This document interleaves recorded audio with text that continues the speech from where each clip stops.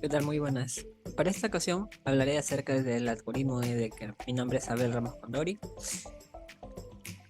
y la lista de los integrantes de mi grupo, el grupo número 4 son Jorge Moisés Chagua, Jack Eri Floreciera, Darío Rubén Quispe Arque y Magdalena Merari. El origen del algoritmo de Decker se remonta a los inicios del siglo XX, debido a que se buscaba solucionar algunos problemas en las vías ferroviarias, tales como evitar que estos colisionaran al pasar por ciertos segmentos de la vía. Gracias a este algoritmo se dio pie a los semáforos y a la telegrafía. El algoritmo de Decker es un algoritmo de exclusión mutua que permite el uso de recursos compartidos sin conflictos. Si los procesos desean acceder a la sección crítica, deberán cumplir la condición de la variable de turno. Una vez ahí, los otros procesos deben esperar a que terminen para poder acceder a dicha sección. Cabe resaltar que el algoritmo de Decker solo se limita a dos procesos y además que durante su creación se dieron cinco posibles variables, dentro de las cuales la quinta fue la que actualmente quedó como el algoritmo final. Dicho algoritmo consta de la primera versión y la cuarta versión. Entre las características que posee este algoritmo es que no hay prioridad entre los procesos. La capacidad de los equipos es irrelevante. Si un proceso es deshabilitado fuera de la región crítica, el algoritmo sigue funcionando. Es decir, que no importa si alguno de los procesos queda inhabilitado o desaparece, el proceso en sí sigue funcionando y cualquiera de los procesos puede acceder a la sección crítica. Y un bloqueo mutuo no se considera como una solución válida. Este es uno de los problemas que se halló dentro de las versiones del algoritmo. Para ser más exacto, en la versión número 2. ¿Qué ventajas y desventajas posee este algoritmo? Bueno, este algoritmo garantiza la exclusión mutua, garantiza la libertad de bloqueos mutuos, garantiza la libertad de inanición y es un algoritmo simple y portable. Eso es muy cierto debido a que no requiere de muchas líneas de código. Eh, como desventaja tenemos que solo se puede manejar un máximo de dos procesos, algo que posteriormente se mejorará en el desarrollo de otros algoritmos como el algoritmo del anillo.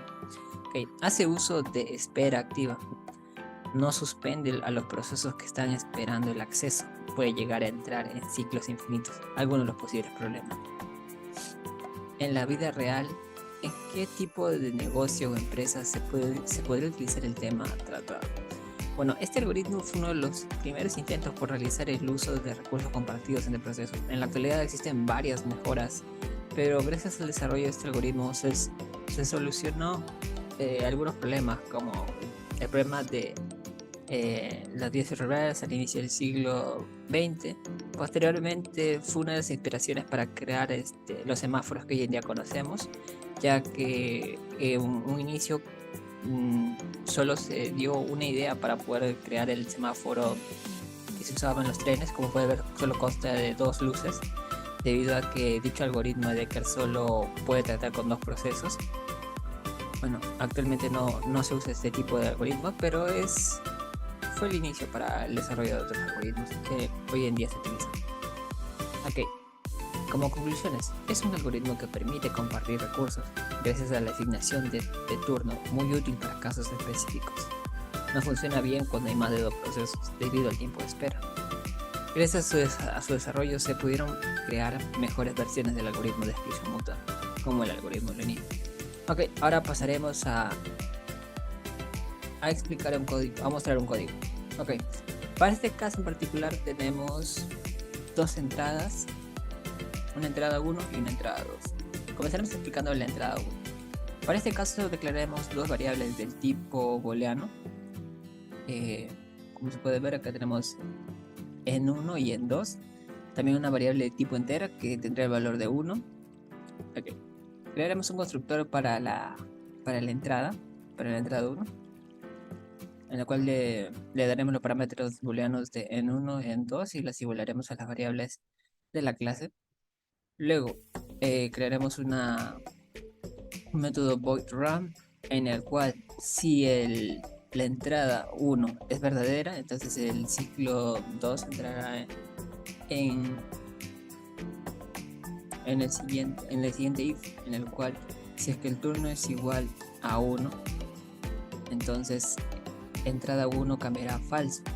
Entonces, seguido de eso, si el turno es igual a 1, se imprimirá primera entrada.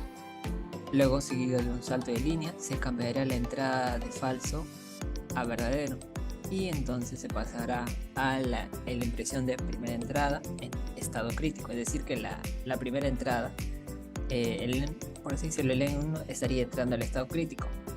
Luego seguiría la entrada de la impresión de la primera entrada finalizada. Esto cuando la entrada 1 haya finalizado.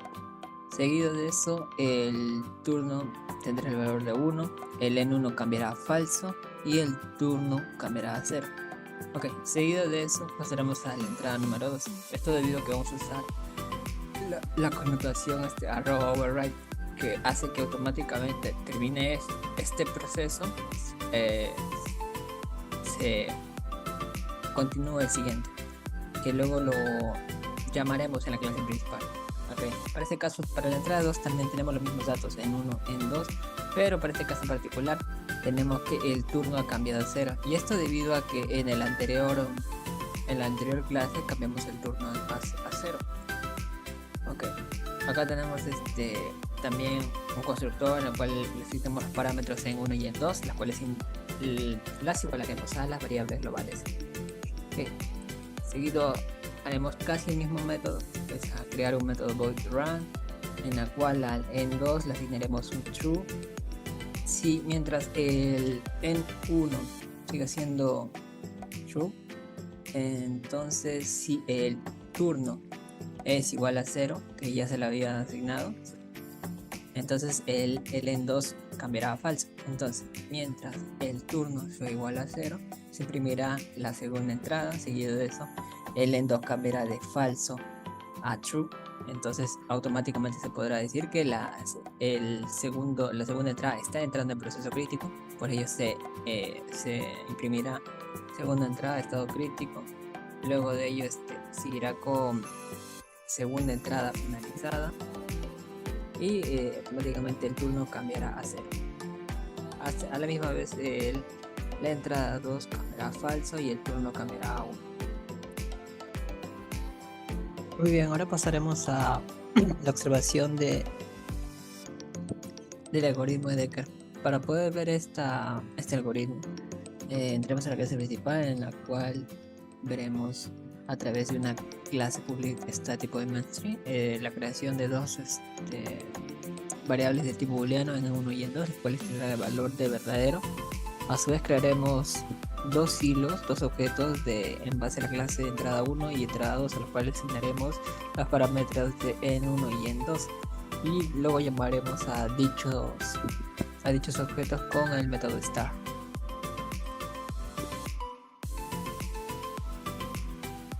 Y como puedes ver, acá tenemos la primera entrada, como es que anuncia su estado en el estado crítico, cómo finaliza, luego como la segunda entrada entra al estado crítico y luego finaliza, demostrando cómo es que se turnan para poder entrar en el estado crítico de estos dos procesos.